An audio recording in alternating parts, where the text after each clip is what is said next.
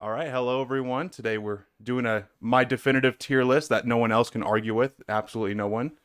And I have asked Hunter here to join me because he has seen these movies just about as much as I have.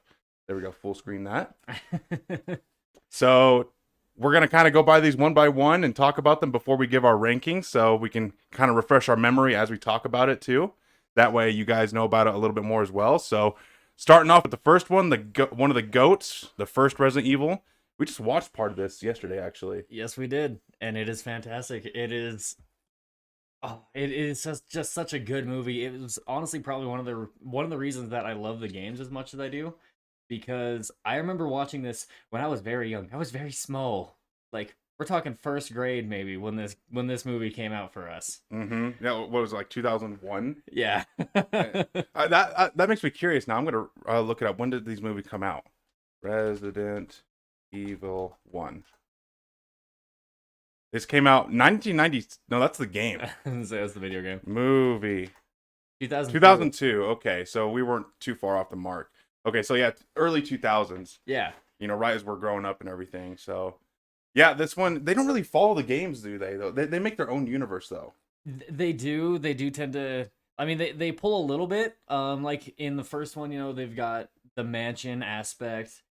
Um, and A little bit of the mansion, like a very a very tiny, small like portion. barely the first fucking 5 minutes of the film is the mansion. Yeah, and then just like, oh yeah, we're gonna make up our own little giant freaking lavatory underneath it. Yeah. Um, but regardless of that, I mean, it's still a really good film, very solid. And I love the fact that it's very like horror based, like the Yeah. original games were, as opposed to just being an action or a thriller. And I love how it leans heavily into that cheesy, campy, early 2000s action kind of style movie, Yeah, with one-liners and everything, and just the style, the way the movie is shown, like gun fu kind of, really starting the beginnings of that kind of yep, that theme, that John Wick really pioneered. But we're really starting to see the beginnings of that in Resident Evil. Just very stylish too. I want to say it's very stylish. yes, So they start. Just give a really quick summary of the plot. The Hive, which is like the Resident Evil, the Umbrella Corporation is the big bad guy, right? So the Hive is their big research facility. It's gone dark. Someone fucking released the T virus in the facility. Alice, the main character, who's played by Milo Jovovich. Mila Jovovich. Mila Jovovich. I almost said Mila Kunis. Very Mila different actors. Fuck. Mila, who plays Alice, the main protagonist of these films, she loses her memory, gets intercepted by an Umbrella team. They go into the Hive, and shit goes down. They find out that one of them betrayed us and set off the fucking T virus. They lose people one by one. It's actiony. Lots of fucking super infected, like the big ass rabbits, the infected rabbits, the lickers. Did you call them rabbits? They are rabbits. They showed a scene where they're injecting a rabbit. They're fucking rabbits. They're not rabbits. What? No, all the rabbits they're testing to see if the antivirus will work against the T virus. Fuck. So the lickers are literally just meat and like bones that they inject the T virus This into. whole fucking time I thought they were infected rabbits. No, they're literally just so liquor. Just like Nemesis, he's a BOW, a bioorganic weapon. Mm-hmm. Which is a lot of what their research gets into the further we get into this universe, and that's even what the T virus is really about. But yeah, no, they're not fucking rabbits. I thought they were rabbits because in the movie they showed a scene of fucking Umbrella Corporation injecting a rabbit with the fucking T virus. So I always thought that those lickers were infected rabbits. Oh god, that's dumb. That's Okay. funny. That's good. So moving on the plot, the fucking Red Queen, which is like the AI, takes over. She's got a lockdown protocol, killing them one by one. The awesome fucking hallway scene. Skip forward a few hours. They're trying to get out of the place. They find the what progresses in the plot? They start dying one by one, and then what else happens? Fucking So first, they try to go to the Red Queen's chamber, right? That's towards the beginning of the movie when they first get in the laboratory, mm-hmm. and 90% of the squad gets wiped out by those. Yeah, lasers. by the fucking laser hallway. Which that scene alone is why this film was probably talked about as much as it was. That hallway scene really made the first Resident Evil like fucking take off. Like everyone was talking about it. Did you see that hallway scene in Resident Evil? Oh, did you see that guy get cheese grated? Oh my god. But yeah, once they get through that hallway, they deactivate the Red Queen, which unlocks all the doors, which starts to allow all the zombies to start to come through. Right. So they just start getting picked off one by one as they progress. Mm-hmm. Which I can't remember the Hispanic lady's name that's in it. She's also in the Fast and Furious movies. I always called her Mila Kunis, like the buff Mila Kunis. That's I always thought she looked like a buff Mila Kunis, but I know who you're talking about. Yeah, I want to say her name was like Michelle Rodriguez or something like that. I think that's it. Yeah, Michelle Rodriguez. But yeah, I mean, she was the first one to get infected out of everybody, Mm-hmm. and somehow makes it all the way to the end before she finally turns. Yeah, it gets the fucking cure for the virus and still fucking turns. You know. Yep. But really, it was that. I mean, other than like the zombies kind of directing them to a certain path, the Red Queen was a big part of them getting picked off because she intentionally left out the fact that, oh hey, there's this giant liquor monster that's gonna be picking you guys off. She says, "I've been a bad girl," and then fucking lets loose the liquor and starts killing them. And if I remember right, that's when they start they're just trying to get out, right? You know, fucking get out with their lives. Yep. The big bad guy that sabotaged the place, he gets his memory back out of fucking nowhere. He's just like, "Oh, I remember that I was bad now." And then he pulls really cheesy one-liners like, "I'll miss you. I'm already missing you." I love and hate the cheesy one-liners in this. Like some of them are really like hit or miss, you know, but God, that one, like, "I already miss you." And then Michelle Rodriguez, they reunite with that one dude that we thought was dead. That got bit a shit ton. He's like, "Go!" Chaplin. Yep. They reunite with him. He's like, "I shut the bitch down." And they make a run for the elevator. They make a run for the train. They get on the train, and it looks like happy ending. And then Michelle Rodriguez's character, she tries to kill them. They have to put her down.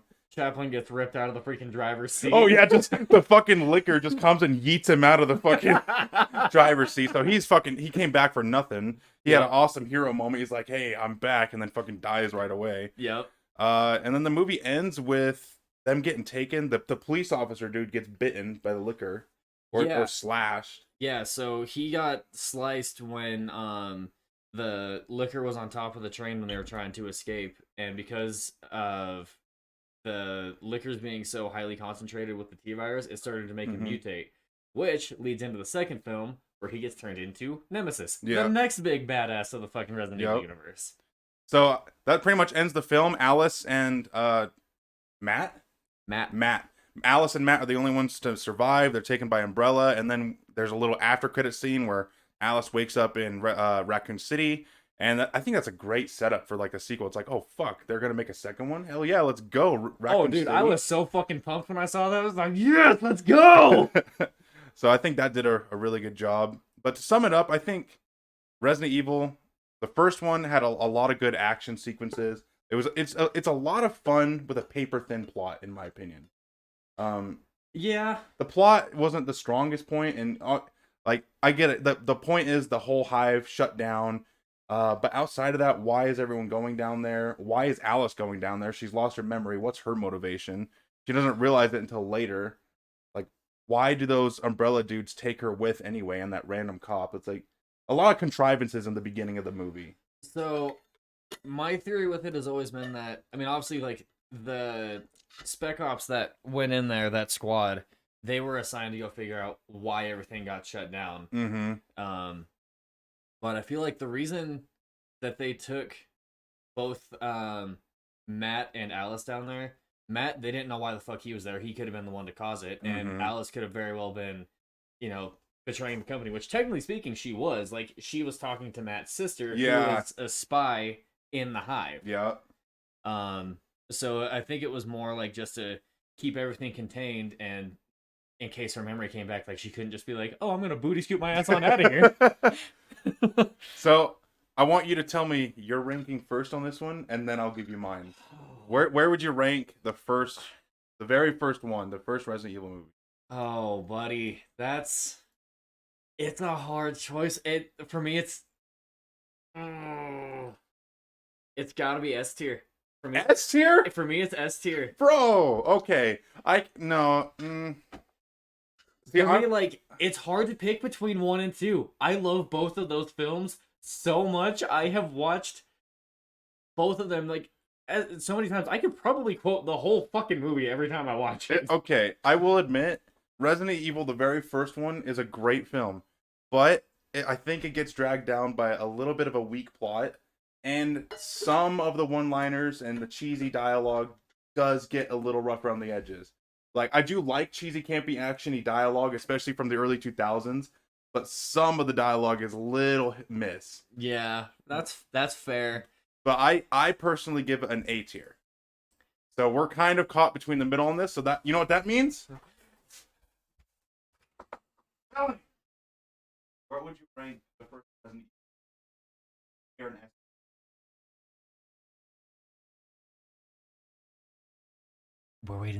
We are awaiting the results. Best. Fuck. Woohoo! And with our first tiebreaker, Resident Evil, the first one, by deciding vote for my wife, gets an S tier. It's not much of a difference, though. It's not like we decided between S and D. Oh my So god. it's pretty close. It's absolute shit. Are you fucking kidding me? Dude, fucking Resident Evil, put that in the F tier if I had one. Do we even have to do this list? Oh my god. All right, and that brings us to Resident Evil 2, the fucking GOAT. I feel like you have a lot to say about this movie, so I'm gonna let you lead this one. So this movie is phenomenal, and I mean, there's a little bit of a cheese factor due to the sound effects that they use during some of the fight scenes, and like the kind of superpowers that suddenly came about. Out of nowhere. Yeah. Admittedly, it's the most apologetic in this one. In the later films, they get fucking crazy with Alice's powers and outlandish. I agree. Like entirely. her being able to fucking force project onto the satellite orbiting. And Why didn't she die? I mean, Luke died when he force projected. God Why damn didn't she die? She looked up at a satellite and turned it off with her mind. Yeah. It gets pretty outrageous, but in this one, it's just like, okay, she's like Captain America. She's a super soldier. They keep it toned down. Yeah. And what I really like about this is they hit a lot of points that you see in the games. Like, specifically, there's a scene where they're going through a graveyard. Bodies start popping up from the graves. That happens in, like, Resident Evil Chronicles X or whatever the hell it is. I can't remember the specific title. But it's where you're playing as Claire on, like, an Umbrella Corps island. Yeah. Plus, you know, I mean, the first one had dogs. I feel like I can remember they had. Oh, they did Two have had dogs. dogs. Yeah, Come on, two has dogs. And I like the fact that they introduced more characters from the games as well. Yes. Like Rivera or Oliveira, that's Carlos from Resident Evil 3. The African American STARS agent? No. So Oliveira is the. I keep forgetting. I know who you're talking about. He's the umbrella dude that comes in on the. Yeah, he's the one that zip lines his ass down there to try to save that chick. I keep forgetting. I Same never one from the Mummy. Yeah. Okay. Yeah. But they touch on so many aspects of the games with this one, especially with like Nemesis just being this terrifying fucking beast. That is one thing that they got perfect was Nemesis. Yes. Like 1-to-1, and I haven't even played that many of the games, but I know Nemesis because he's just so relevant in pop culture. They did him fucking awesome. Yeah. No, they had him pretty fucking spot on. The only thing I wish they would have done with him is have him use his fucking tentacle that he can shoot out of the center of his palm. Yeah, that thing's fucking devastating. That might have been a little too much for the technology at the time. It probably would have looked like really bad. Like fucking the Mummy with The Rock's face on the scorpion kind of bad. It probably would have looked something like that. About that. But let's go into the plot a little bit, just give a brief overview. So Alice wakes up, obviously, in the city. It's all fucked up and everything, and they do kind of like a flashback back and forth a little bit for the first act. Yeah, kind of like it. It gives you kind of like what happens just before Raccoon City started going to shit. Like they opened up the hive to figure out what went wrong. Oh, Why would you that- go? Why you would go back in there? I don't fucking understand. Like, oh, this spec ops team that we sent in, no one responded. That short little 10-second scene is one of my favorite scenes in that fucking film. It shows how dangerous the infected are. That these guys, they go in with like an alien's fucking little fucking heart monitor, you know, like beep, beep, beep, beep, beep, And beep, they all beep. start flooding. Yeah, and these guys with fucking UMP 45s, they all get fucked up, and that just goes to show how dangerous the infection is. Yeah. Like, if these military dudes get fucked up, you know it's real. Mhm. But yeah, it opens up with Raccoon City, the hive being opened up, and then Raccoon City, it goes straight into the infection. Like, Yeah. people Like, in the police station are already fucked up and infected. yeah, and then like when Claire first wakes up, or not Claire, Jill.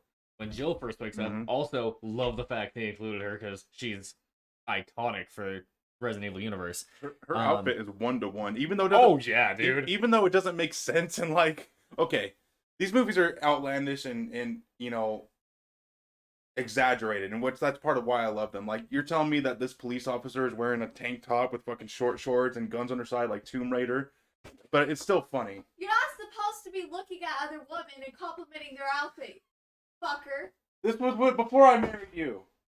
Anyway, She's so hot. I do love how cheesy and corny it is, and like with the outfits and everything, that how outlandish they are and over the top, I should say. I do like that. It's more fitting with the games and everything. They're not taking it super serious.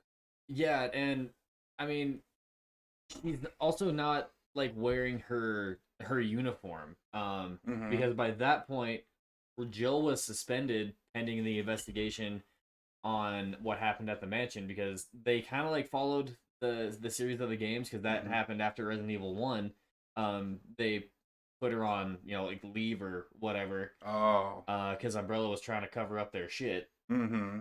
So they were trying to like have it make sense and have it to where she's in like her what I would consider her classic uniform, like The blue tank top. yes, absolutely. Yeah. Which they did pretty well on that whole look and everything. Yeah, and I like the fact too that while she's like in her apartment, you see the TV screens where it's showing like the kind of gradual progression of Mhm. oh, these people are just they're attacking people out of nowhere, they're just biting them. Yeah. But I feel like overall they did a really good good job with that and making it to where it wasn't just like, oh, the hive's open and everything's overrun. Wow, look at that. Yeah. I mean, it is pretty quick, but they do take a little bit of time. You know, they go from the police station to more news reports, and then they go to the bridge. Is that where they go directly to the bridge scene? Or is there more of the cops fighting and shit? And No, so you see the cops fighting after the bridge scene. that's right. Yeah. Yeah. So it goes to from Jill being in her apartment to the police station where she saves Tyrese? uh My shit's custom. Darnell. Is it Darnell? Jay. I can't remember if he's Cool J. LL Cool J. No, it's not LL Cool J. God damn it. You made me. Hold on. We're going to figure this out. Resident Evil 2 Cast. No. Okay, so. No, not this fucking shit. Okay. Who was it? LJ. LJ. Okay, LJ Wade. Mike Epps says Lloyd Jefferson. But my friends call me LJ. Yep. There we go. Now we got I that. knew he had a J in it. I knew he had a J. So we go from the bridge scene, which is a pretty cool scene where they fire on civilians, and that's when we're introduced to that main bad guy of Umbrella, who talks like this, and you want to know my plans, my evil plans. Talks in this very low, raspy voice. You see, and I say every line. I enunciate the exact same way, no matter what I'm talking about. I don't know. I go from highs to lows, and we're gonna fire on innocent civilians and fuck this city. I like, what kind of accent is he doing? What fucking impersonation? It's very distracting. It's also cheesy, and I love it. But goddamn, it's distracting. Like, I don't know. It's almost like he was trying to do a German British mixture, and it just doesn't. Like some weird sly sounding Bond villain. I don't know what the fuck, but I know. I don't know. I guess it adds to the corniness, but it's just a little outlandish, and that's another thing that I have a problem with this movie is a little bit is the villain's motivation. Yeah. Like, what was his motivation besides quarantine? He just nukes the city. Like, we don't really know. I think is it Strucker? No, that's not Strucker. His let's go look at this cast again. Resident Evil 2 cast. Resident Evil Apocalypse. Cast. And then Mila Jovovich. Damn it. Okay, we're gonna find out real quick. All right, we found him, everyone. It's this dude, Thomas Kretschmann. He plays Major Tom Kane. He's like, "Hello, my name is Major Tom Kane, and we're gonna bomb the city. Get everyone out to the city now." But yeah, they go from that bridge scene to back to the city, which involves this really awesome action scene where all the cops and the star agents are getting fucked up. Yep. But and it kind of shows like Alice waking up and walking out into the city where she grabs the freaking shotgun from the police car. Yeah, you get to see essentially like the intro scene to Resident Evil 3, because that's what that whole thing was you just get to see cops and Umbrella mercenaries butchered in the streets by zombies. Yep.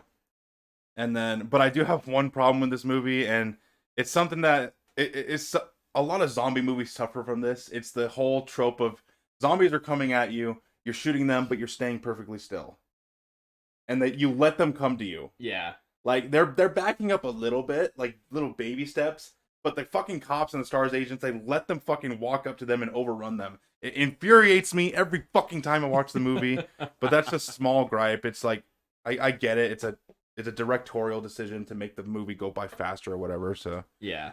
But then we go from that to the scene where this lady is trying to escape the infected. She goes to the building, top of the rooftop. Yep. She's bitten. She's like trying to put in the passcode and everything. And then we're introduced to the three best characters in the fucking film. These Umbrella agents that are flying in a helicopter. They see her. They're like, "Put us down now." And then, what was it? Carlos comes down. He's fucking dual wielding pistols. Pew, pew, pew, pew, pew. In a really fucking cool action sequence. Yep. They save her, but then she fucking suicides off the cliff, off the edge of the building. I've seen what happens when you're bitten. Just fucking falls off. Yeet. I don't know why they couldn't just call the helicopter, be like, "Hey, she died. You can come back and get us." Yeah, I don't know. Like, I don't get why he was just like, "Oh, you know what? I know that I just pretty much landed on this fucking roof to drop these other two guys off. Yeah. But I'm gonna take off. Fuck it." It's like, yeah, the helicopter just leaves them, even though they're right there. Like, why do they have to leave? I don't know, plot contrivance. But anyway, they join up with the cops and everyone. They're trying to hold out, and then that's when we jump to, I think, the church scene, right? Yeah. Or the graveyard scene, or the church scene. One of the two. It's the church scene, because with the graveyard scene, Alice is already there. Okay. So they get to the church scene, which also kind of plays a little bit into the games too. Not so much that it was a church, but the guy hiding out in the church. Mm-hmm. I think he's supposed to be a reference to this big husky guy that's in Resident Evil 3 that hides out in this warehouse, the first place that you go into, very, very start of the game, that says like almost the exact same lines. "You can't hide here. This is my place." Yeah. I do like how they added a church though, because it brings back that feeling of Resident Evil 4 with like the very Catholic inspiration of everything, you know. I do like that aesthetic though, that they added a church in Resident Evil 2. It really felt like Resident Evil 4 for that small section of the movie. Well, I hate to tell you this. What? The movie came out well before the games did. What? Yeah. Resident Evil 2 came out well before RE4. Fuck! Yeah. So, I mean, 4 might have, like, gotten the idea of involving churches and stuff from 2, but... God damn it. Sorry. We'll just take back everything I said. Obviously, that's why I have you here, because you can correct me on that shit. But let's skip forward a little bit so we can keep up. So they meet up with Alice. They kill some clickers. some clickers. What is The Last of Us? They kill some lickers. They're in the right universe. She makes a badass entrance with a motorcycle, kills one. Lots of really cool slow mo. I Yeah. would say so. Lots of cool slow mo. Lots of good fighting. And where do we go from here? Now the whole groups meet up. The African American dude is bit. They're like, "Hey, you got to kill this dude." No, I'll kill myself. Blah blah blah. Yep. There's some group tension, and this is where we go to LL Cool J, and he. LJ. LL Cool J. God damn it. So this is when we go to fucking Mike Epps' character LJ. So we meet up with him. He's driving around cruising, and he fucking finds some zombie strippers on the side. Yeah, 10 points. 10 point GTA motherfucker. Another great one-liner from him. And then we go to the stars are hiding out. A really cool, awesome. I think this is the first time we see Nemesis, right? Yeah. So, like, we see him wake up. Like, the most that they really show you is of his eye open. Mm-hmm. But yeah, once he gets to RCPD and all the stars members are gathered up, he fucking like, oh come on, my shit's custom. Yeah. Yeah, fucking golden Gold Desert Eagles and everything. That's when we get to really see the emergence of Nemesis and what he's truly Yep. capable of. So there's a stars agent. The main bad guy. He's basically the sniper from fucking Team Fortress 2. Major Tom Kane says, "The stars agents in the city. Kill them. We need a demonstration of Nemesis's powers." So there's a star agent on the top. He's a sniper. He fucking takes pop shots at Nemesis. It's doing nothing. He's going down, you son of a bitch. Fucking Nemesis just yeets him with a rocket launcher, and then we get yeah, and then we get another awesome one-liner from LJ. You guys motherfuckers are crazy. That guy's about a motherfucking rocket launcher. This movie is chock full of great one-liners and cheesy moments like that. Yep. It adds to the character. So he fucks up all the stars agents. LJ's like, "Peace, man," drops his guns. Respect. I ain't gonna fuck with you. You're level 10 boss. I'm a level 1 recruit. And then we skip forward a little bit. They start getting interactions or calls from Dr. Ashford. Dr. Ashford. Yeah, the guy in the wheelchair. He's like, "Save my daughter." Yep. And then they do some running around. They eventually end up at the school, right? Yeah, and prior to this is where we get to see the third Spec Ops member or the third mercenary get bitten when he's in the alleyway. Oh yeah. So he gets pissed off, fucking like gives it an elbow to the face, grabs the grenade, bite this, runs out the door. So I don't remember his name, but he's dead pretty quickly. The third umbrella dude that jumped off the helicopter. He gets bitten, and then he fucking turns on them. He bites He Carlos. Bites, he bites Oliveira. Carlos. He bites Carlos. Carlos is infected now, so they go to the school. Everyone's there to try to find his daughter, right? So this umbrella dude, what was his name again? Dr. Ashford? Dr. Ashford, yeah. Dr. Ashford is calling all these dudes to rescue his daughter. This is where that Chinese news reporter gets eaten alive by the kids. Yep. And then another great one-liner from one of the Spec Ops agents. He's like, Mr. Zelensky, at your service. And then he instantly gets attacked by dogs like, "You go! I've got this bitch!"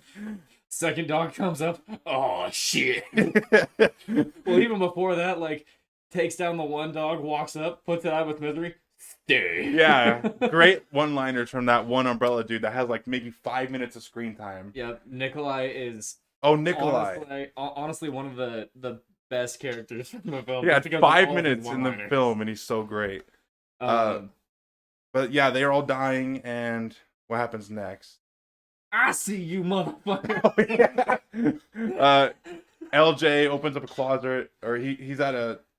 What is he doing? He's in a classroom and he's sweeping through trying to find Ashley, and he opens up a door and this skeleton pops out. Oh! I see you. Sticks his barrel in the freaking eye socket. I see you, motherfucker! And a zombie comes up from behind. Yep. And that's where Carlos is introduced to LJ. So we're like, they know, there are multiple people here now. Yep. So they get down there. down to the first floor, kind of meet up with everybody. Jill and Ashley are getting chased by the dogs in the kitchen, Yep. so she starts setting off like all the ovens, trying to get Yeah. the gas. Gets the gas going. Then tries to toss a match back behind her to get it to blow up. Match goes out before it, and somehow we've got Alice, which is kind of one of the This plot was holes. dumb, dude. It's like, All right. oh yeah, here we go. I've already got a lit cigarette. Yeah, she just magically has a lit cigarette and just bing, like just contrivance up the ass. But anyway, so blows up the dogs, and they find the daughter. They get her the fuck out of there. Give Carlos the cure so he doesn't fucking turn. And that's when I think they get the call to go to the rooftop. That's when they go straight to the rooftop, right, for evac. Yep. All right, and this is where they have their final confrontation with Nemesis. Mila's character Alice fights Nemesis.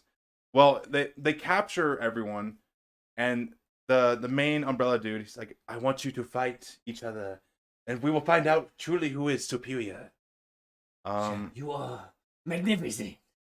Which this dainty little girl is gonna take on this big hulking fucking Fallout mutant. Okay, Yeah, we got a fucking super mutant versus fucking Barbie here. yeah, but we do get some cool action scenes, beforehand of them killing the Umbrella dudes with the big biker helmets. Yep.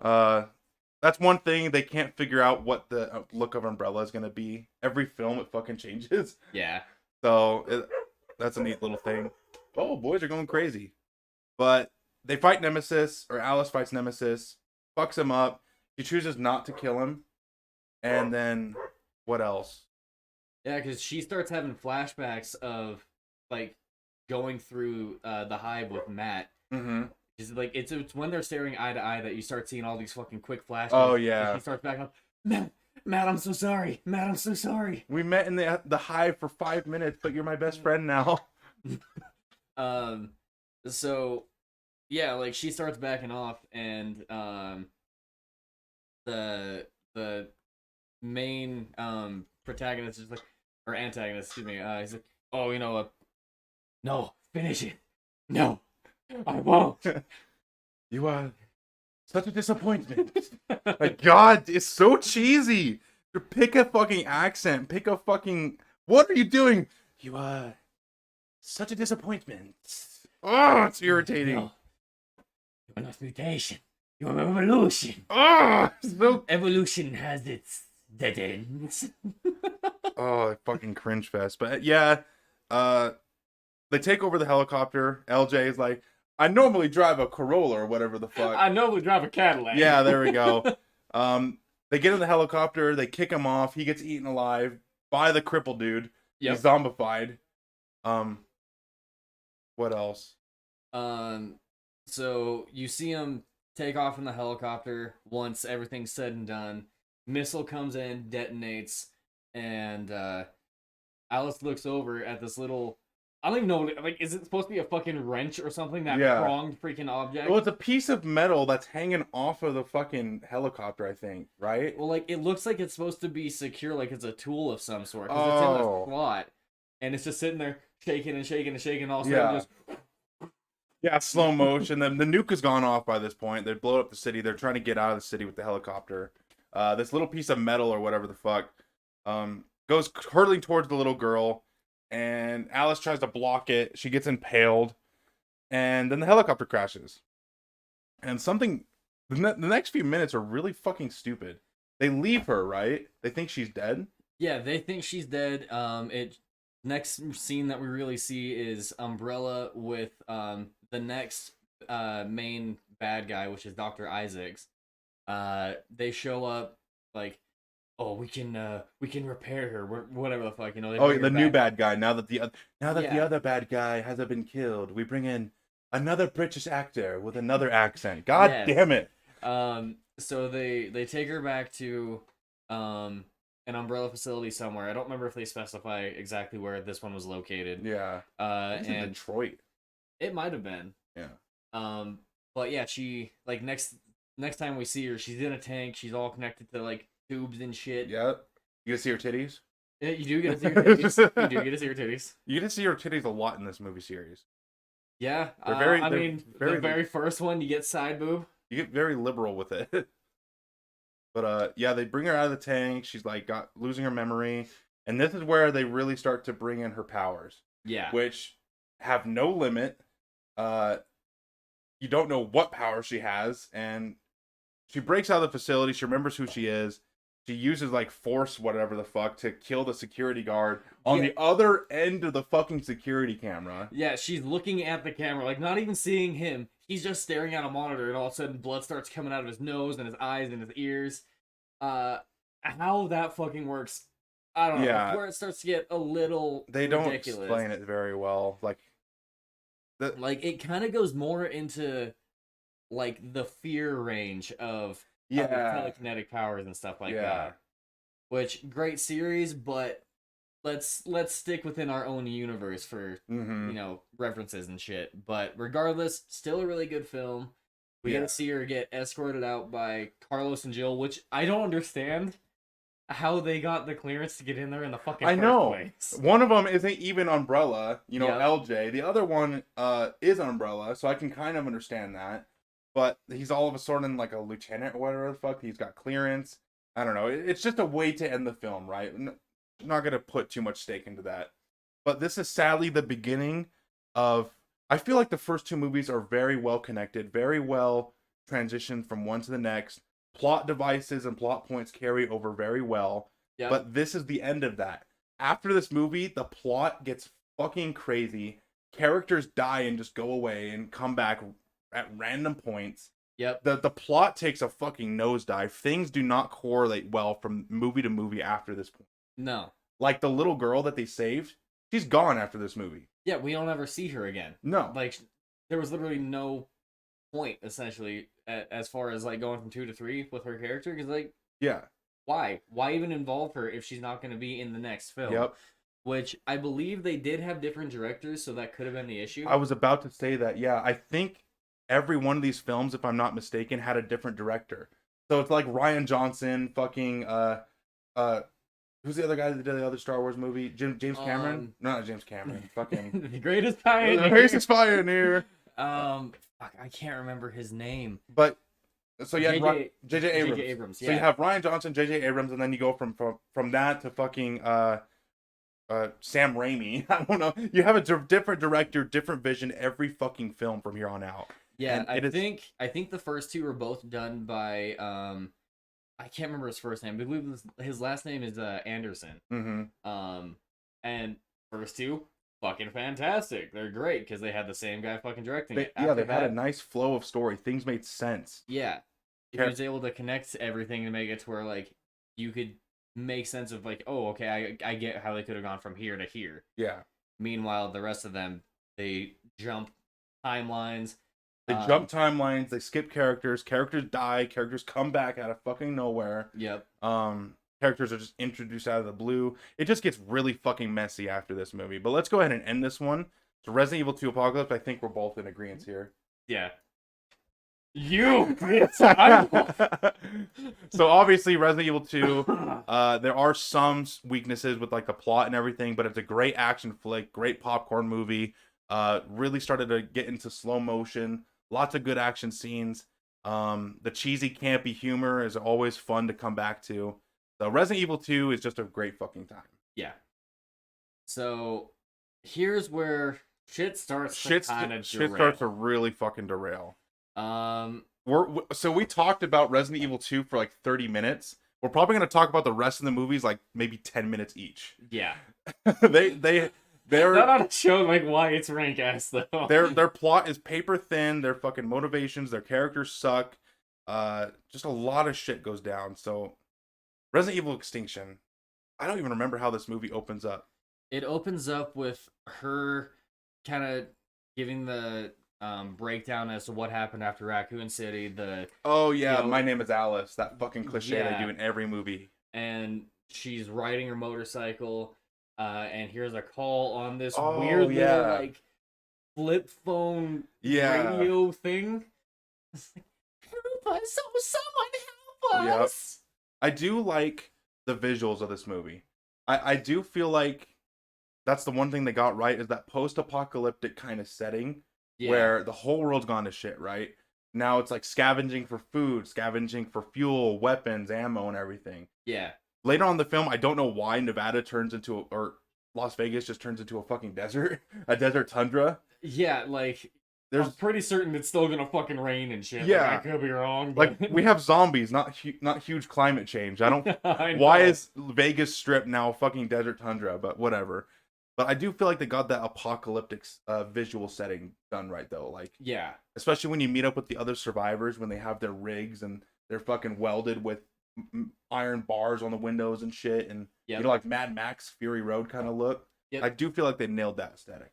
Yeah, no, they did a really good job as far as creating like a setting for it to make it where it feels like everything's gone to fucking hell. Yep.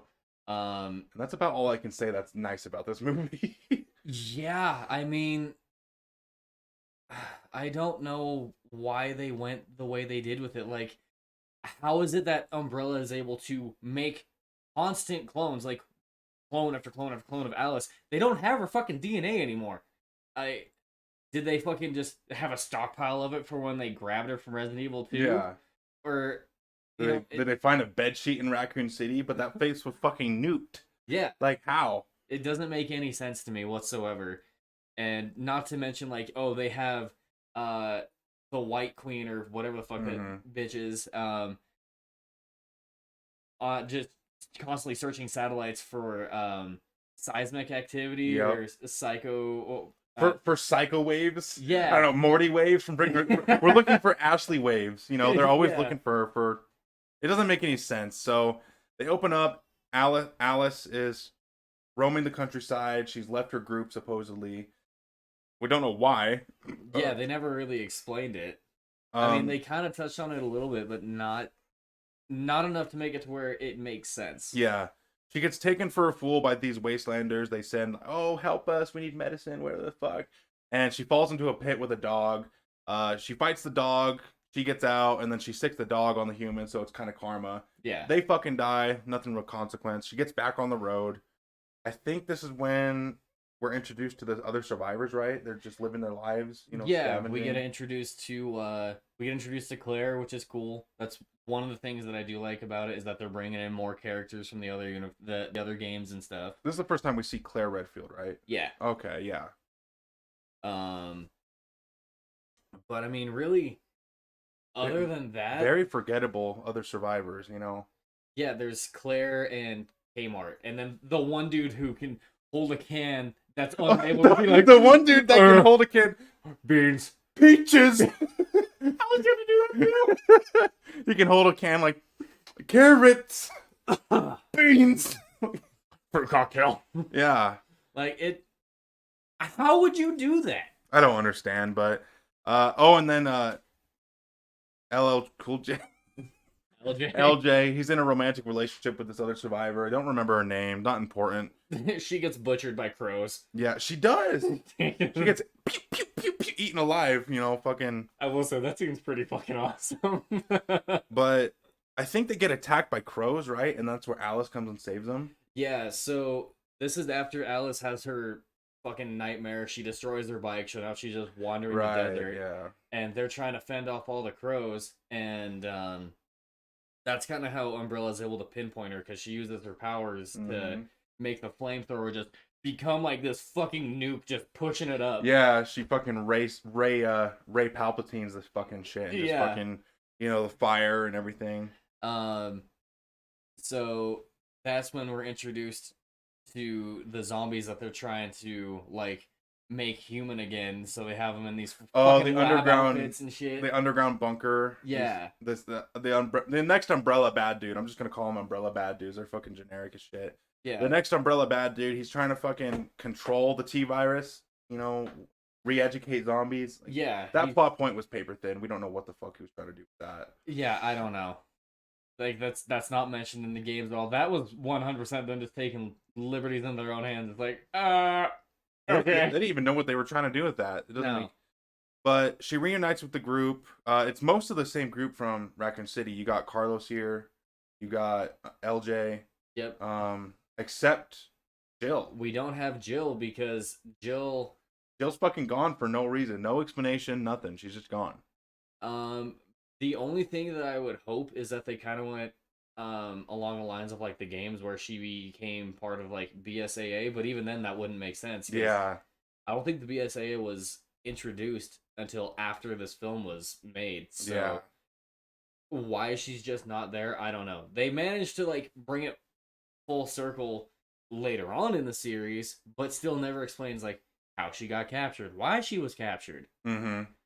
It's just Yeah, they bring her back, but that's one of the symptoms of having multiple producers, multiple fucking directors. It's they can't agree on a central vision. Characters get shuffled around like they're fucking juggling, you know, like Yep. oh, what happened to Claire? I don't know. She was here the whole time, you know, fucking. yep. But anyway, we're getting sidetracked. So they find she finds the survivors, groups up with them.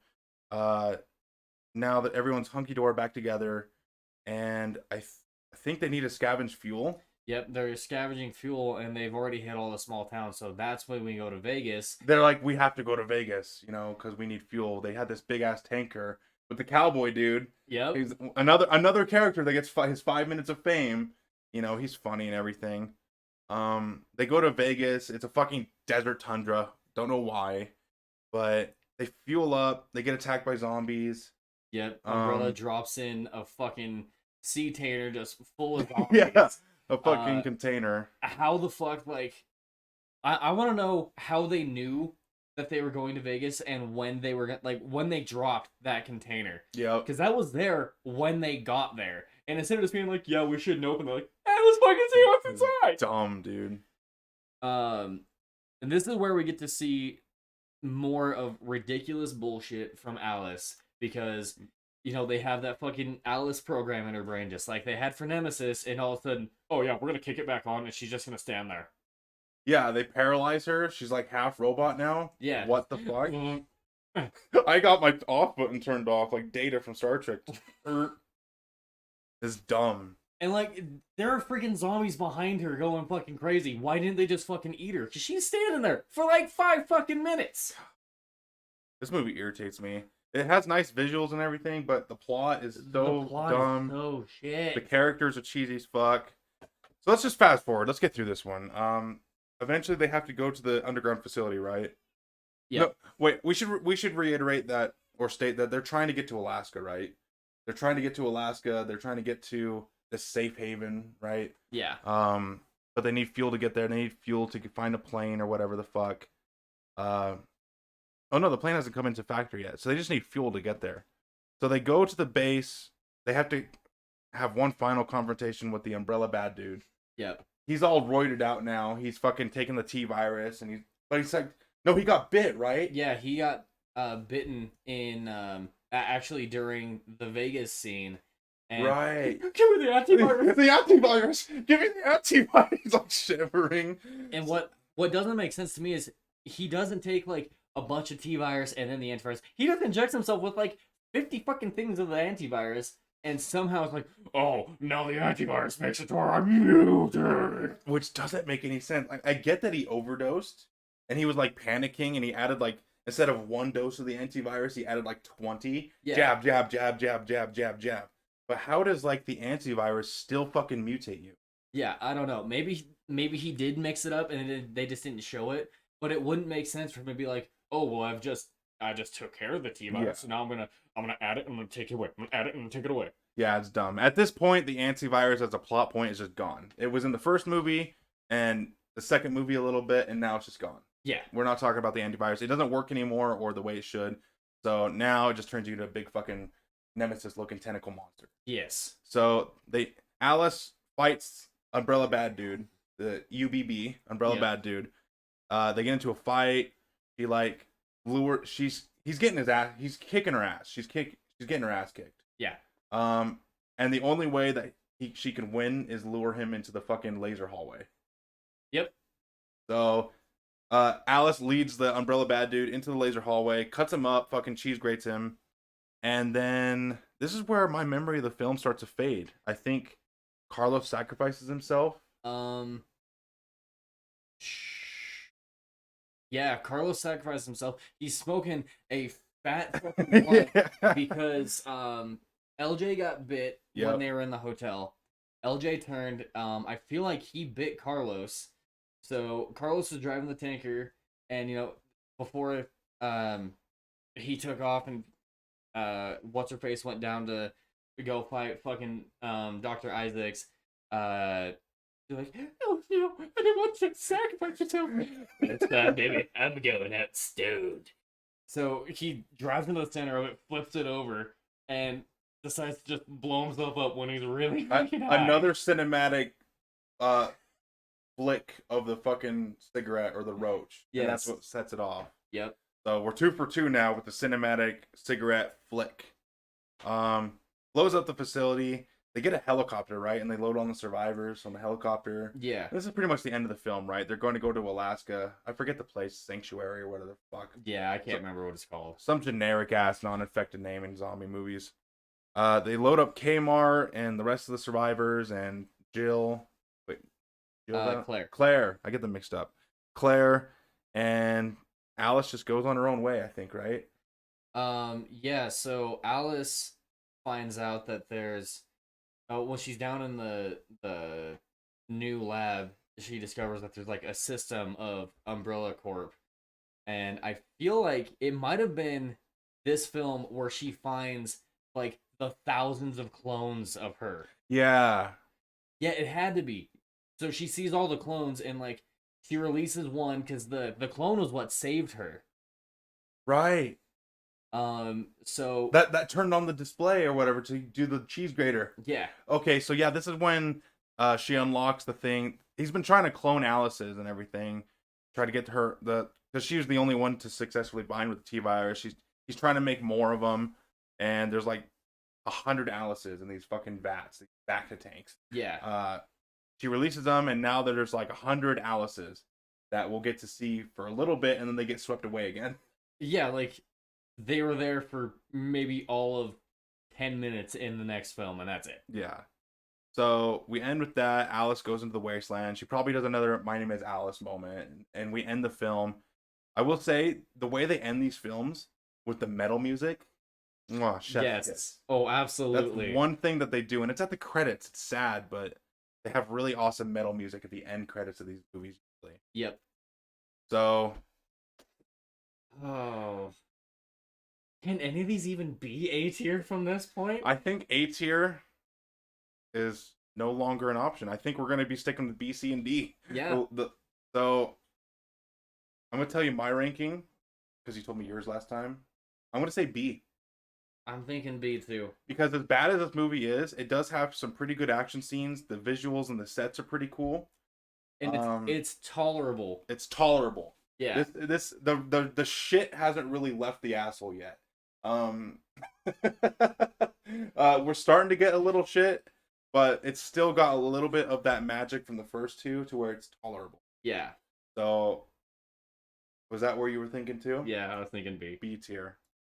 Fuck, this is where it goes really downhill. Oh my god, do we have to? Yeah.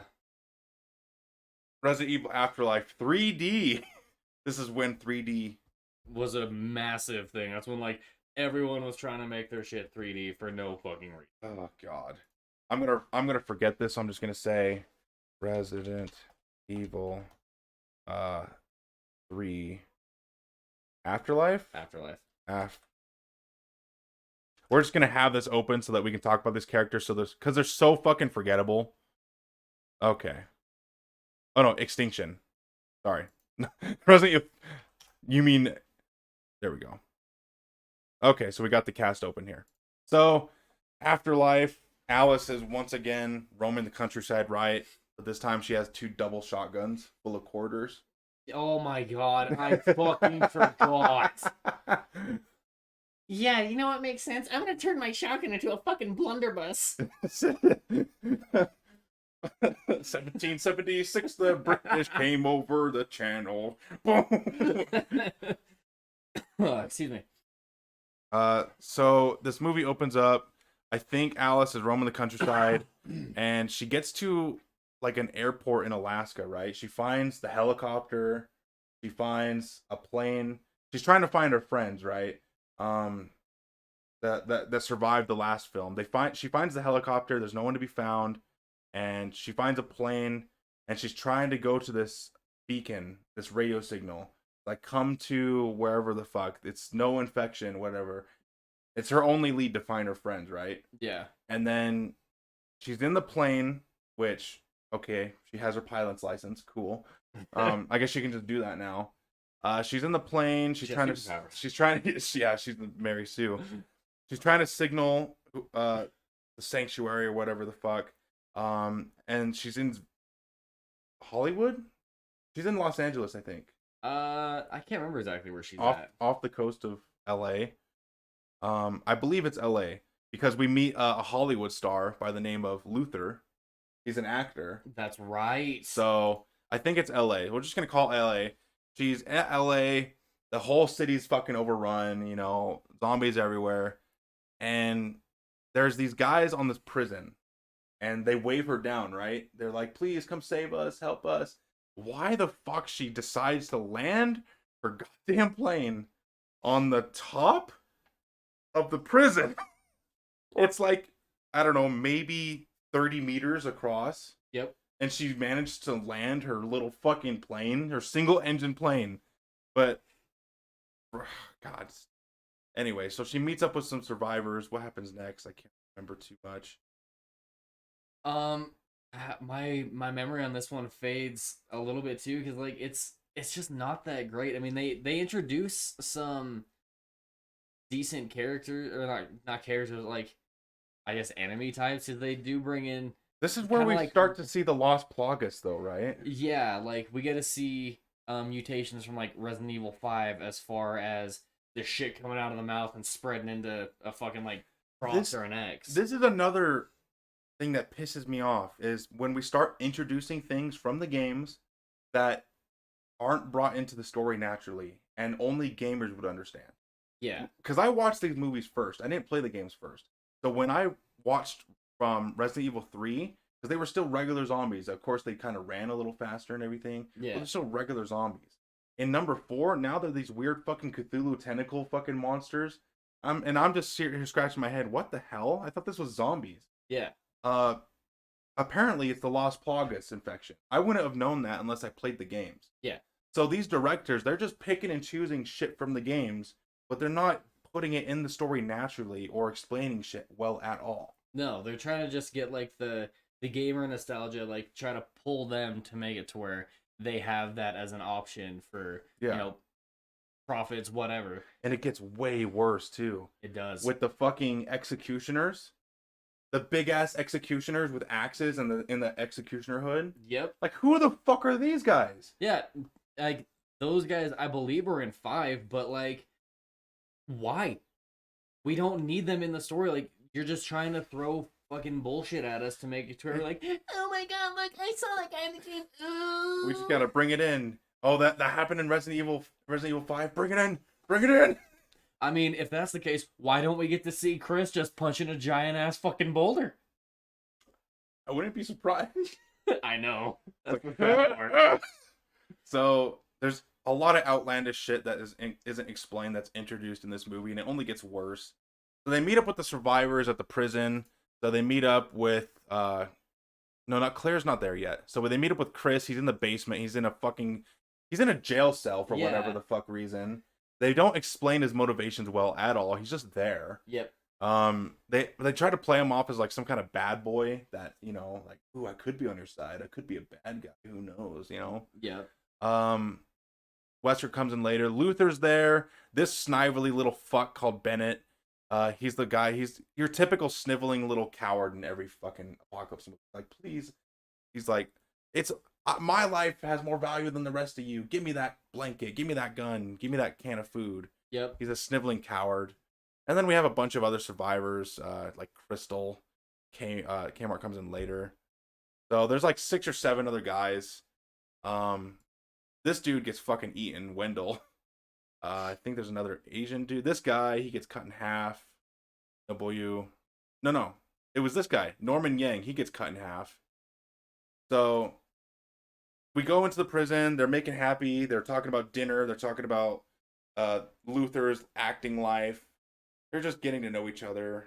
And then they talk about how they have to go through the submerged section of the prison. Yeah.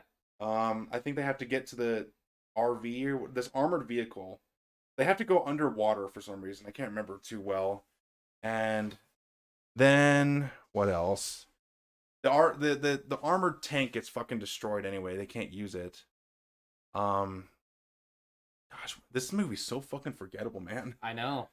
Ah, Like, it's really that bad. I can't even remember how they get to. Okay, so they're crawling underneath tunnels, I think, and Luther gets fucking snatched. Luther gets snatched by zombies. They're crawling through a tunnel. This movie's so forgettable. I'm struggling here. Do you even remember? No, I'm like, this movie was so bad. Did I buy it? Yeah. Did I get a chance to watch the movie theater? No, like, that's the only reason why I bought it. And I just watched this movie like last year too. It's so fucking. I know that they go to the prison. Shit starts going down. They start tunneling under the fucking prison, Yeah. which is so dumb. So now the zombies, which aren't even zombies anymore, they can tunnel under the surface. Yeah, and I think they use their freaking mouths to tunnel, like, they become fucking graboids, basically. Yeah. Oh, and that's when we have a really cool ass action sequence between Alice, Claire, and the two executioners. Or just one executioner right now. Yeah. And Alice fucking butts out her double barrel freedom blunderbuss and shoots him in the head, I believe. Yep. So, moving on down the line, like, they eventually get into this umbrella facility. It's all fucking whited out and shit, which is kind of where we actually get to see what Wesker can do to a certain degree. And along comes fucking Jill, who just got fucking Yep. released with her little brain control device, or her mind control that's on her chest for whatever reason. I thought that was stupid in the fucking game too. Wait, they bring that here? I thought that was the beginning of the next film. I'm pretty certain it's this one. Really? I'm Because I thought she was on. Because at the end of this film, when they've rescued everyone and they're on the surface of the ship, they have all these helicopters coming in, right? And she's on one of those helicopters, and this is where you get to see her again with the fucking thing. Oh, attached to you her know what? chest. Maybe you're right. Yeah, no, you are right, because it's when she's going through. It's in the next movie, like when we get to actually see all the clones Mhm. fight at the start, and then she goes through all the other Yep. stupid bullshit. Well, we'll get into here shortly. So let's just skip to the good shit. There's not much, but we'll skip to the good shit. They escape the prison. Can't remember how. They go to the ship. The ship is where the signal's coming from and where Alice can supposedly find her friends, right? So they break into the ship with Chris and Claire Redfield, and they find Albert Wesker there on this umbrella facility. And for some reason, that snively little fuck has survived. Oh yeah, because he stole the fucking plane and crashed it on the ship. And supposedly he has a pilot's license now too. So that crashed plane, this sniveling little coward, this fucking guy, Bennett, he gets it on that ship, and then he becomes a bad guy. He's Yep. like Albert Wesker's little fucking minion. Alice gets into a fight with some zombie dogs again. Claire and Chris fight Albert Wesker, and this part is actually kind of cool. They have the slow mo, the really fast actions from Albert. The quick time events. Yep. Yeah, the throwing the glasses. Oh, should have brought more. It's a really cool action sequence, and it's like the best part of the whole fucking film, and it's at the very. Yeah. It's like kind of the only part that's memorable. Yeah. So they kick Albert's ass, and then they put the bomb on the helicopter that he's trying to escape from. He tries to escape the ship, and then the bomb goes off in the ship with him, or in the helicopter with him. He's supposed to be dead. He should be fucking dead. Should be. Should be. Air quotes should. And then Alice rescues all of her friends that were in stasis or whatever the fuck. Kmart's there. Yep. So yeah, she gets 5 minutes of screen time. Not even Yeah, 5 minutes. Gets like a minute of screen time. Yeah. I mean, that's kind of all we see of her. It's just like, oh my god, you saved me. And then after this movie, we'll never see her again. Another character on the chopping block that's like, we don't know what to do with this character. Fucking gone. And goodbye. So Umbrella's not too happy. They send a metric fuck ton of helicopters or helicarriers, whatever you want to call them. And there's like, that's where you end the movie. Like the weirdest fucking ending. Yeah, you just see all the fucking the aircrafts coming in, and it's like credits. Yep. You're getting to the best part, and then there's fucking credits. And there was a huge, if I remember right, there was a huge time gap between this movie and the next one, like almost 3 years. Yeah. It took to produce the next one, so that was a big fucking cliffhanger to leave it on. Not as bad as this one to the final chapter. God, that was like 6 years, I think. But anyway, so Resident Evil Afterlife ends. She saves her friends. Really bad cliffhanger ending. A few notable action sequences, but overall a really shitty plot. They get rid of characters for no reason. It's just, this is the beginning of the end. So I said the last one first. I want you to say your piece on this one first. I'm gonna say only because of the fight scene with Wesker and them kind of like showing his abilities a little bit.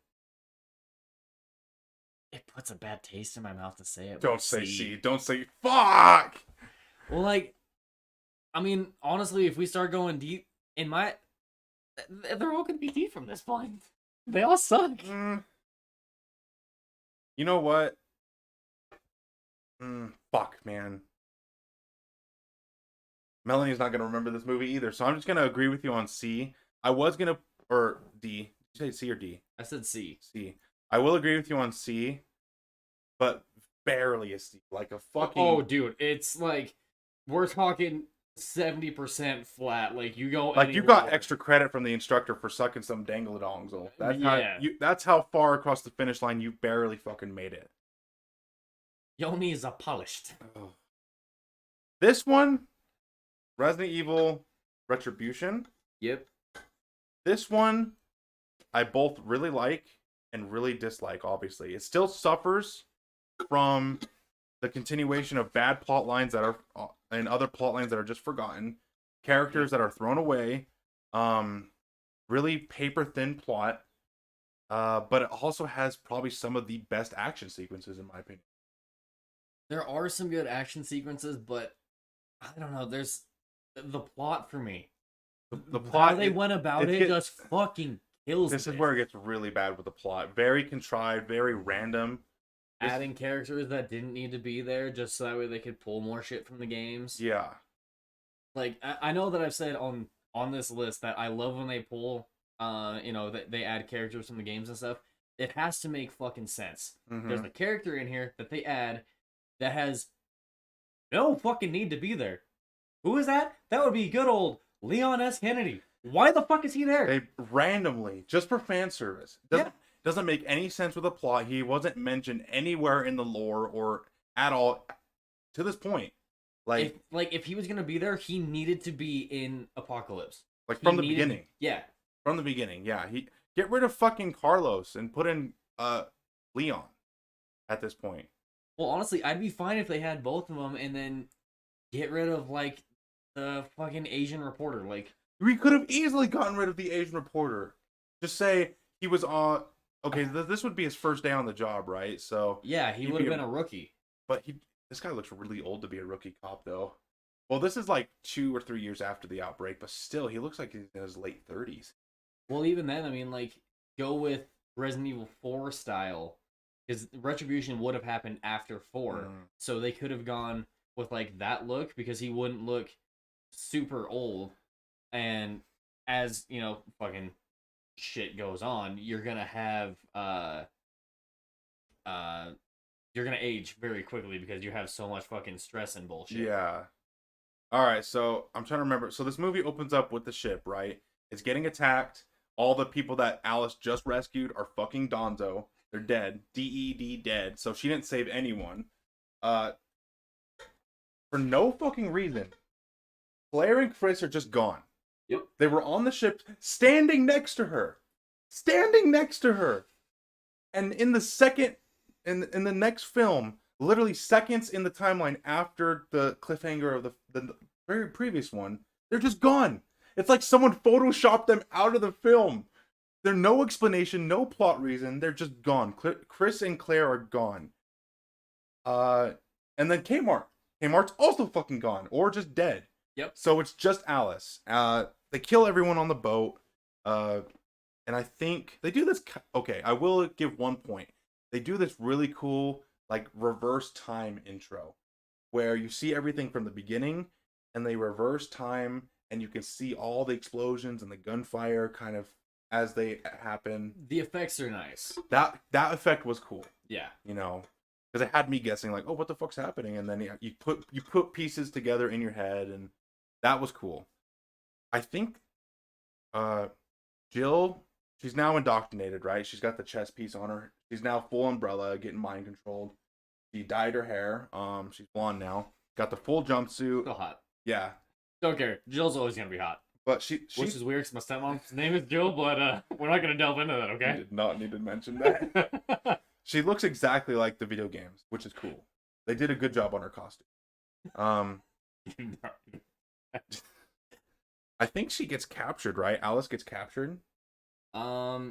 Yeah, so she gets captured when she tries getting into the facility with all of her clones. Like, her clones, I don't remember how they get butchered, but they get fucking butchered. Like, you get to see them cut in half and shit. It's brutal and awesome. Which is one good point from it. Like, I like the gory aspect of that scene. Mm-hmm. Um, I know that they have to team up with Wesker in this one. So not in this one. They Oh, team up no. with him in the final that's chapter. right. This one, they're going through like this giant fucking simulated right. It's like a dome city. So yeah. I forget how we get to that point, but essentially Alice has to break into this Umbrella facility. I forget how we get from the boat attack scene to the Umbrella facility, but let's just skip there. This movie's fucking forgettable anyway. Yep. So Alice has to break into this Umbrella dome city, and in each one of these domes is like a different simulation. You know, you got Tokyo, you've got Russia, you've got Raccoon City, you've got New York, you've got a whole bunch of different biomes. And I guess the point of this is to test how fast an outbreak would happen. Yeah, because like I don't know if they had real people that they would drop in with the Mhm. zombies or like how they went about it. Like I can't remember exactly what the simulations were like, but they were also able. I mean, they couldn't have been real people because they had, you know, like we start seeing people emerge that we know are dead. Like, Yeah. I'm pretty certain Carlos pops up in this one, and that motherfucker's dead. Oh, we should mention, I think this is before, but there was a cool action scene with the Alice clones when they were raiding an Umbrella base in Tokyo. Yeah, which I think is also where we get to see them kind of get They shot get the fuck down. Well, they get blown up by a bomb, right? At the Uh, end, like Wesker's like, ha, ha, ha. He's like Wario, you know, he's like left a. He set the facility on self destruct, and all the Alice clones are like, run! You can kind of see them at the bottom. Run! Get out of here! Run! So they're all dead. But there was a cool action scene or scenes with those Alice clones when they're breaking into the prison. Lots of gunplay. Yeah. They're falling down. They're shooting. You know, one of them gets shot and just kind of stiff to the left. Yeah, they break into that facility. Wesker's running with his tail between his legs, which, why the fuck is Wesker back? He was probably a clone, right? You know? Maybe. I mean, in the game series, Wesker died so many times. Like in the very first game, you get to see him stabbed in the chest by the BOW that you release, like, I don't know, 3/4 of the way through the game. Mhm. It's towards the very end of it. And because he has that special mutation, like a different variant of the T virus, Yeah. he's able to come back from the brink of death, which is also why like his eyes glow red and shit. Yeah. So somehow he was able to survive the explosion. How? Not a fucking clue. But they're just trying to like again pull shit from the games. Like, oh, yeah, you like this, don't you? You like this. You It like doesn't make this. any sense, but you like You it, like don't you? this. But yeah, like Wesker's there for whatever fucking reason, Yeah. and He gets on the shuttle, he escapes, and then we don't see him again until we get to the dome facility. yeah, So they have to break into this dome facility. We're doing the heist recruitment, right? We're introducing the new members of the squad. We're introduced to Leon, Ada, out of fucking nowhere. not gonna lie, kind of cool that they had Ada. Only like it kind of makes sense for her since she's with Umbrella, like she's one of their agents. Mm-hmm. Which maybe that's why they brought in Leon because those two have been Yeah. attached at the hip. it is cool seeing them on screen. It just could have been done in 100 times better way. Oh, absolutely. Like this was the worst way. That's like you have a Star Wars and you just throw in a Jack fucking Black. God damn it. Fuck. No, okay, let me think of a better analogy. It's like you're doing The Hobbit and you just throw in Legolas, which they fucking did. Okay, I don't need to think that hard. You know, they fucking do this all the time. But so they bring in Ada and they bring in Leon. They bring in some weird Russian dude. He's got the red vest on. I think he's Yeah. Russian, right? He's got a Russian accent. No, he's got an American accent. Yeah. Resident Evil 1, 2, 3, 4, 5 5. Retribution. We're gonna find out.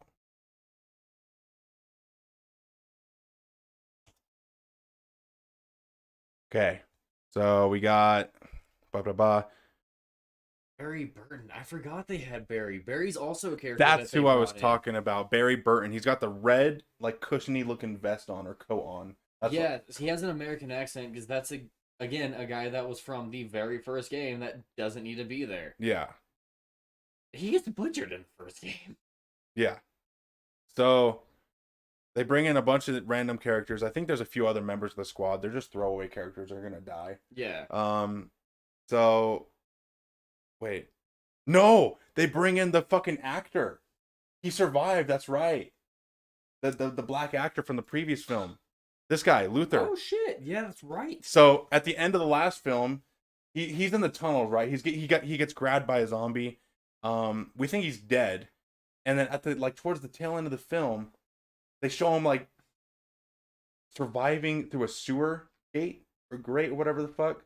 Oh yeah. And he's like, yeah, that's what happens when you mess with Luther. So he just randomly survives. He comes back, he's on the squad. So they infiltrate the facility.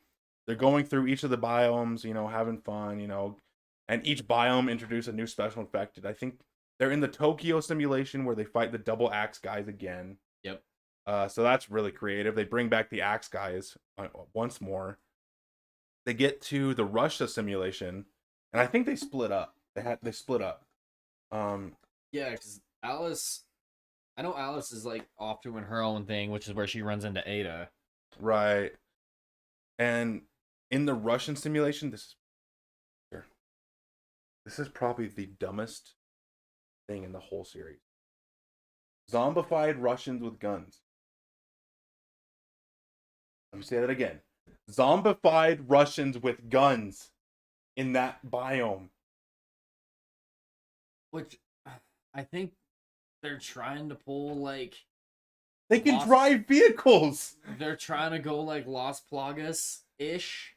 I guess the Las Plagas guys, they still had control of their mental faculties, right? They were just Yeah, like they could still process, like they weren't zombified, they could Okay. still do certain shit. But even then, just not like, explained very well. yeah, why? Why bring it in? So a few members of their squad die. One guy gets chainsawed, I believe. think so. And this is where they bring in the big ass monstrous clicker, like the big boy, the big un. I forget what happens to him. I think they shoot an RPG at him and kill him or something. But Yeah, I can't remember. big ass monstrous liquor. Alice is in the suburbs biome. Yep. And she meets up with her. First off, her clone was living a nice, comfy life with Carlos's character, right? In the simulation, Carlos dies, gets eaten, and they have a daughter together. And that's Yep. this character, Becky, the little girl.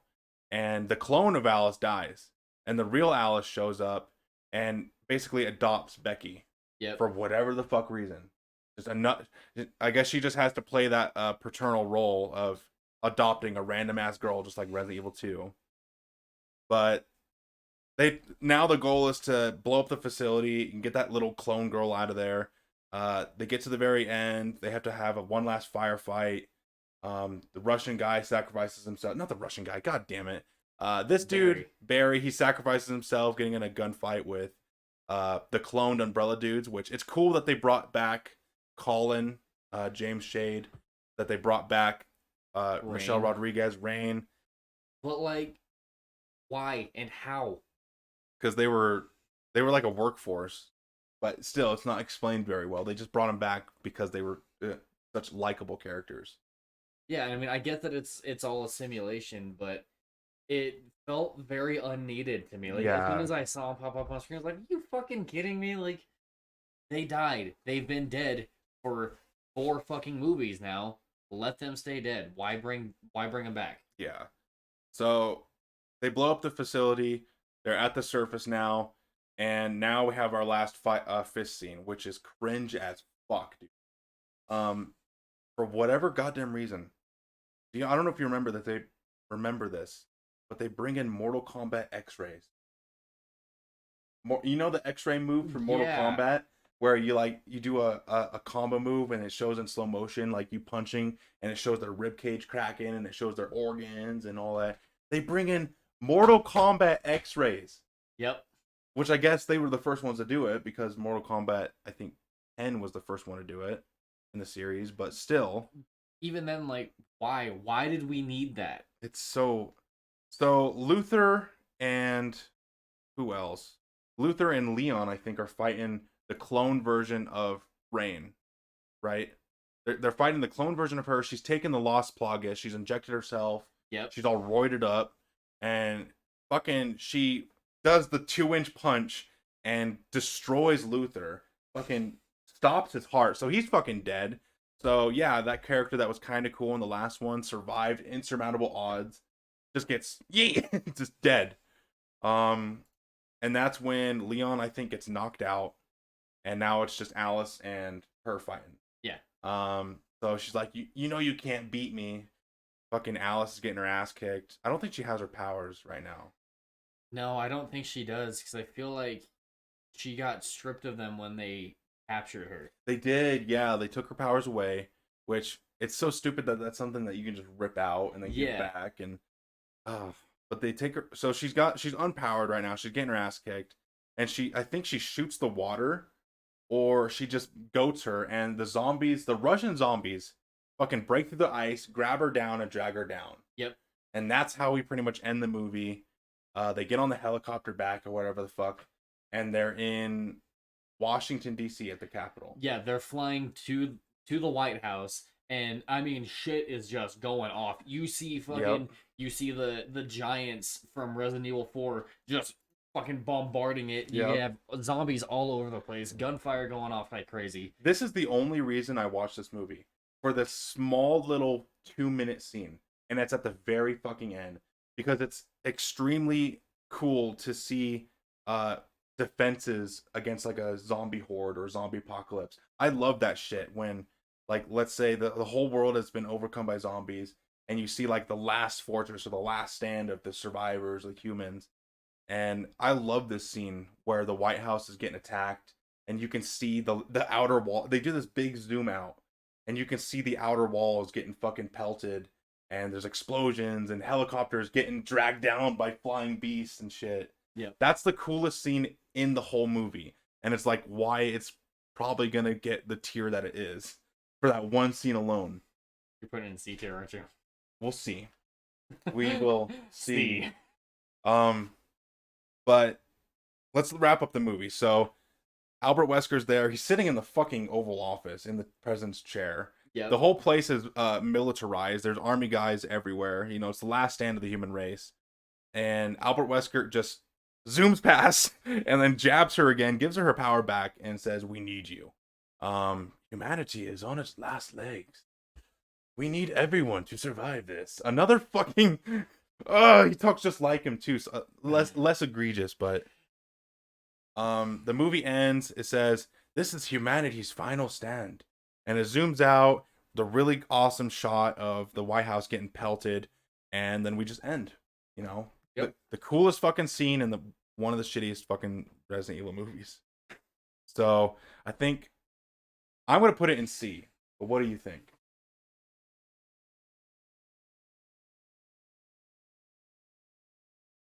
Oh man, like You don't know? There's some really cool action scenes. You're going to tell me that this one is worse than Resident Evil Afterlife. I think they're equally poo-poo. They're equally poo-poo. They're so forgettable, but they have like very small nuggets of not shit. Little small nuggets of silver in those heaps of shit that you can pluck out. You know what? You worked with me. I say we put it in C. Okay. We're in agreement. We'll put it in C. Put it in C. And then D tier. We're done with the video. No need for further discussion. Fuck. Let's just do a very quick synopsis on this movie. I can't even take it out. I can't take it out. You can't take the D out. I can't take the D out. Okay, well that's where we're gonna put it anyway. So Yeah, I mean we already know that's what's gonna happen. Okay, so let's look. Resident Evil Retribution. When did this movie come out? Let's just start off with a timetable. 2012. So Resident Evil, the final chapter. No, not review. 2006. 5-year time gap. 5 fucking years to get this movie off the ground. It went through development hell. Development hell. They didn't even know if they were going to make this movie, but I think they just kind of had to kind of close the story out. Yeah. They were trying to find directors for this fucking thing. No one wanted to fucking direct it. And finally just got off the ground. It was a pain in the ass to get this thing even fucking filmed. It was like just like a wet fart, you know. They just like one last little ditch effort. So Resident Evil, the final chapter. Again. Oh, we fucked up in the last one. Huh. Luther doesn't die. I mean, his heart gets stopped, but they bring him back. What? They do like fucking CPR on him and they bring him back. They get his heart started again. Are you shitting me? He's in this one. He's in the final chapter. Yeah, I saw him on the cast and it fucking brought back that memory. No way. Are you shitting me? Yeah. He's in the final chapter. I don't remember him. Like that's the last thing that I remember of him is that he got fucking brought back by CPR. I really for this movie I don't remember a whole hell of a lot. I do. I'll guide you. It's shit. I remember this because I just watched it. I will guide you through this. I will guide you through this shitstorm. So Resident Evil, the final chapter. It's like the last little fart in a fucking dying animal that's dying of fucking disease. So we open up. The whole world is like scorched earth, almost like a nuclear apocalypse. Everything's super fucking bright out. The White House is fucked. So that last scene in where we saw the White House getting attacked, it's the last stand of the human race. We fucking lost. The White House is gone. Yep. It's just Alice. We don't know why. We don't know what happened at this point. So we're left with a ton of questions.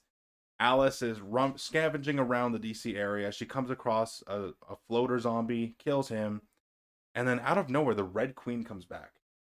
The Red Queen says, "Hello, Alice," and she basically tells Alice that, you know, there's like 4,000 humans left in the whole world, and if you don't, they give this arbitrary timeline of like 24 hours. Yep. What happens in 24 hours? Nothing. You didn't say. It's not like the fucking nuclear silos are going to go off or something. You're just saying in 24 hours, the last remnants of humanity will fall. Yeah. It's just an arbitrary timeline to get things moving or whatever the fuck. Yeah. So she says you have to go back to the hive, where it all started. And what else? So Alice hits the road. She's intercepted by Umbrella. She kills some biker dudes, that were trying to. They hang her upside down. She starts laughing and everything, and she kills them all. She gets captured by Umbrella bad guy number 3, Ian Glenn, who's a clone of the guy that fucking went all tentacly in Resident Evil 3. So he's back. He's a clone. He's in this Umbrella motorized like APC or whatever the fuck. Yep. So. And he's super religious now for whatever the fuck reason. He's got like lots of religious imagery and like Catholic crosses everywhere. He's starting his own religious cult and everything. No reason why. He has a bunch of the twins' heads in a fucking cooler. So yeah, she breaks free, escapes, cuts off his hand. He's all salty. She escapes, cuts off his hand to access the motorcycle, which is like DNA fingerprinted. Yeah. So that she can ride the Umbrella motorcycle. She gets to the city, which I think is the remnants of Raccoon City after the nuclear, which this place would be irradiated as fuck, dude. There wouldn't be any life. We run into survivors, but this place would be irradiated as hell. It would not be livable. Well, even then, you've got from Resident Evil 2, like they had them immediately back in the city. Like as soon as it got wiped, they were just talking about how, you know, oh, it was just a nuclear plant that went off, and they already had like newscasters and stuff already inside the city. Yeah. So how they managed to make it to where it's not fucking the next Chernobyl, like I don't understand. Well, this is only 6 years after, 6 or 7 years. I don't know the exact timeline. They never specify. You can only guess. But this is about 6 years after the original Resident Evil. So that nuclear radiation's not fucking going anywhere. You're dead. That you can see the fucking crater. It's right there. The nuclear fallout. Anyway, we're just finding things to nitpick and everything that don't make sense. Trying to make sense of a movie series that has a lot of contrivances and things that just do not add up. Yep. But Alice meets up with the survivors, and holy shit, who do we find? Fucking Claire Redfield. She was AWOL during that assault on the ship. Like, where the fuck she go? What happened to her?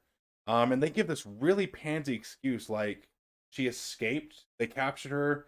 She escaped, and now she's here.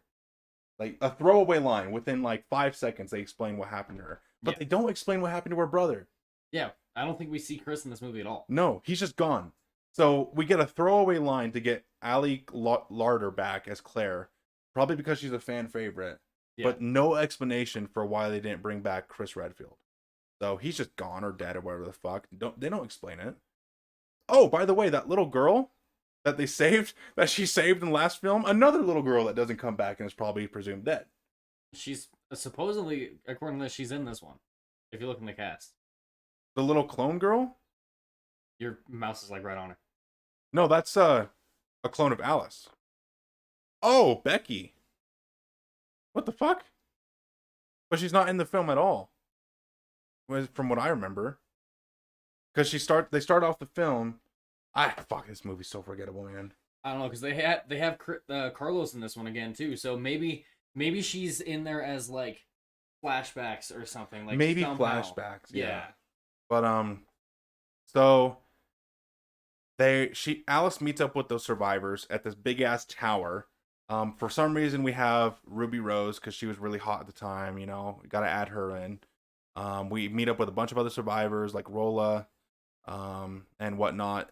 Most of them just die within 2 seconds anyway. It doesn't really matter. You don't need to know their names. So they defend an attack from Umbrella, from these mechanized fucking APCs with like barrels of gasoline and shit. The Umbrella APCs are dragging behind an army of zombies too. We should mention that. And they drop down the napalm, destroy the APCs, and they decide, they go along with Alice's plan, right? Like, we have to get to the hive. We have to get to the hive, otherwise all humanity is gonna die in fucking 13 hours or whatever the fuck. Yeah. So she takes a small group of these survivors to the hive, and God, dumb. So the nuclear crater, left open a small exposed area of the facility. Talk about fucking contrived, dude. But anyway, they are on their way. They get attacked by more zombie dogs, but these ones are like bigger zombie dogs or whatever the fuck. Yeah. So they get attacked. They get to the main entrance. We get the windmill section where Ruby Rose gets fucking cut up. Oh yeah. Yeah. Oh my god, I forgot about that. Yeah, the windmill section. So yeah, she gets cut up. We get another character. I think it's where is he? He's one of these survivor dudes.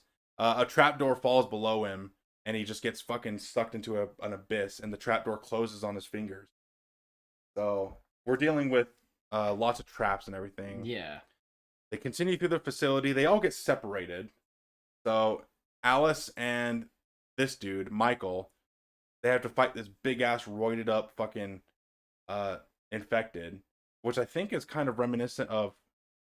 I think it's paying homage to that special infected in Resident Evil 4, where you have to shoot the specific spots with the infrared scope.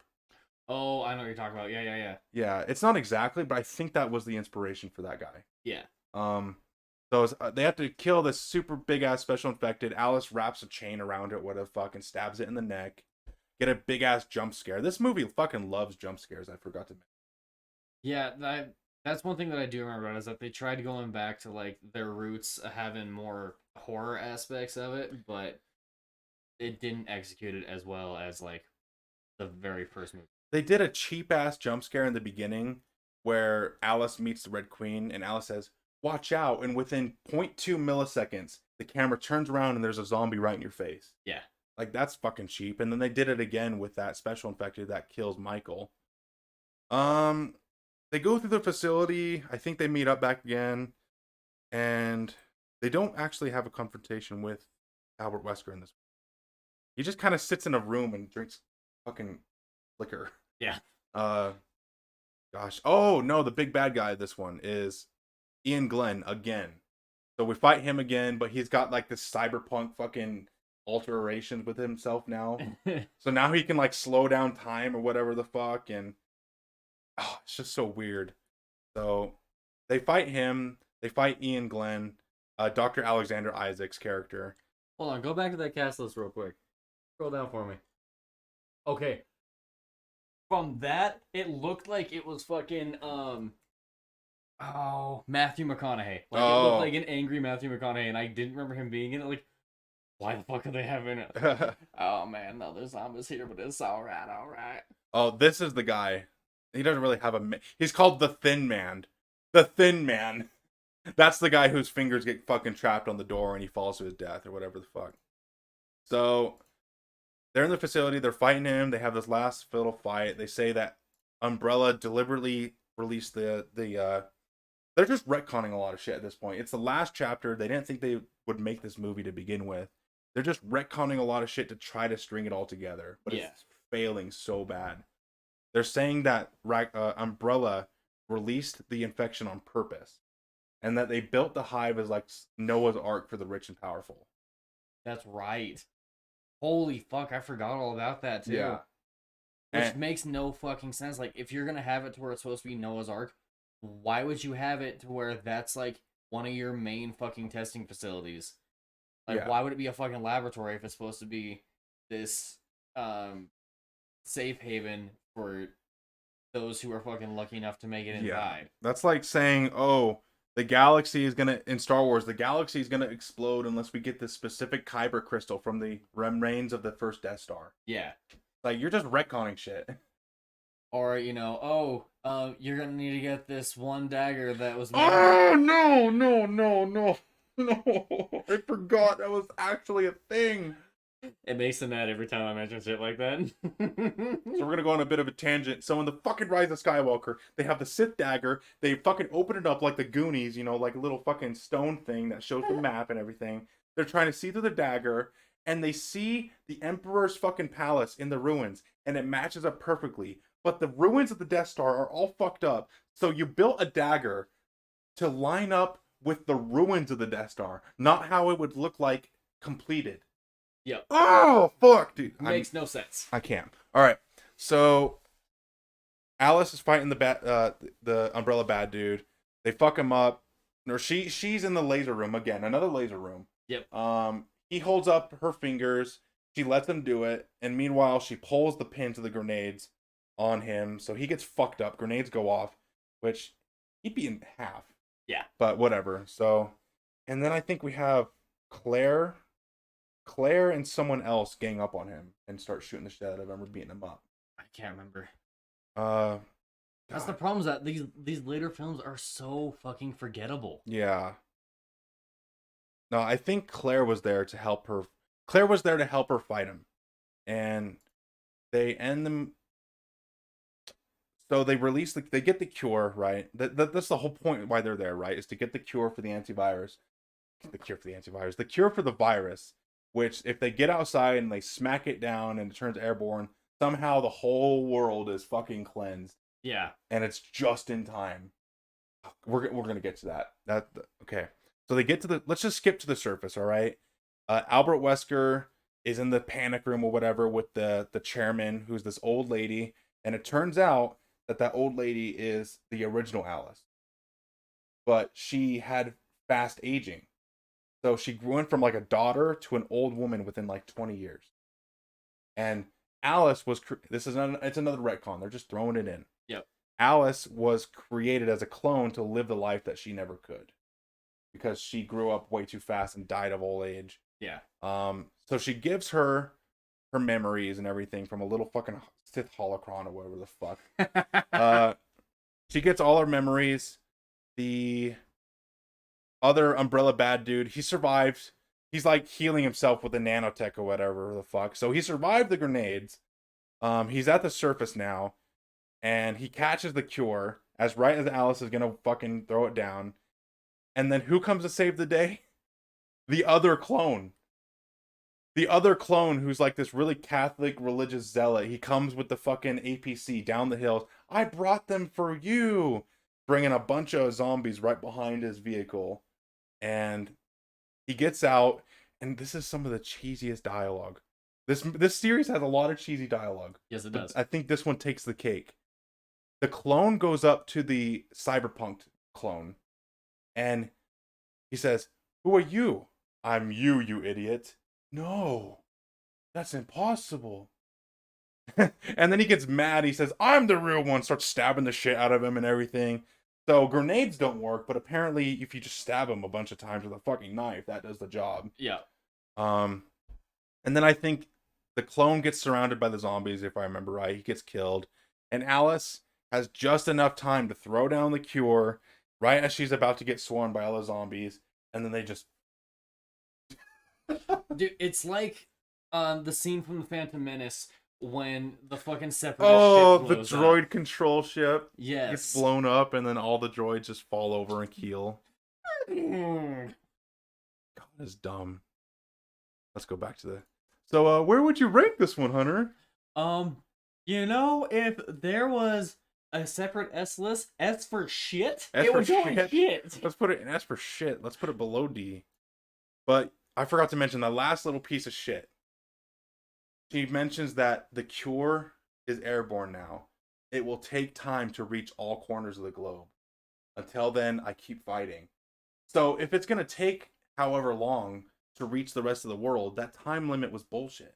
Yeah, there was no fucking point because like it's gonna take time. So like, how would you have even known that within 24 hours all the people were gonna be wiped out if it's not even gonna fucking reach them within that 24 hours? Fucking stupid, man.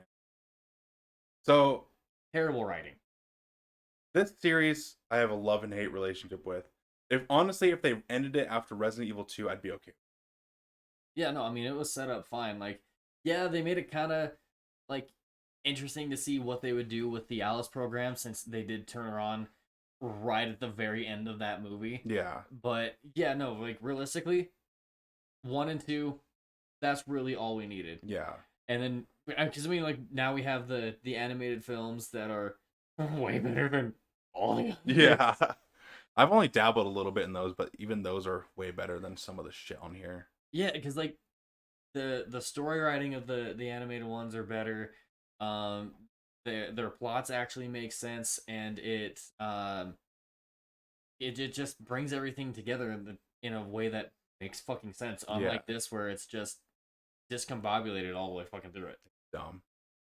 Well, if I could sum up this series in just a few words, I'd say it was cheesy, campy, but that's how a lot of early 2000s action movies were, and I love it. I love it for what they are. You know, the over the top action, the over the top costumes, design. You know, their design, their look, their feel, their costumes. It's all over the top, and I love it. It's like a comic book movie, right? Yeah. You know, it's got that style, that substance. It's it's outlandish, but you're having a good time. Yeah, like they did a really good job with the aesthetics with it, and the action scenes when they have it to where there's like actual action going on. The action scenes were done pretty well. They're amazing.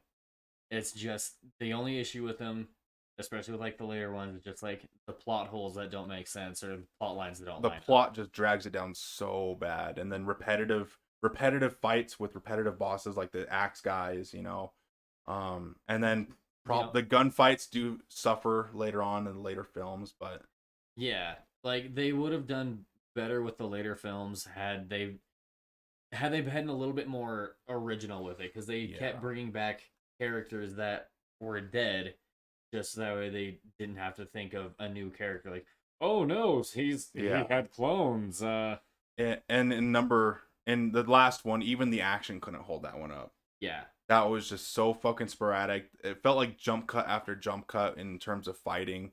You know, the choreography was just not there, and the plot was somehow worse than the other two. yeah. So, well, I think we're done with that. We were at an hour and 44 minutes, but I'm glad we did because you can't just glance over these films. You got to talk about why they're shit. Why they're shit and why they're great.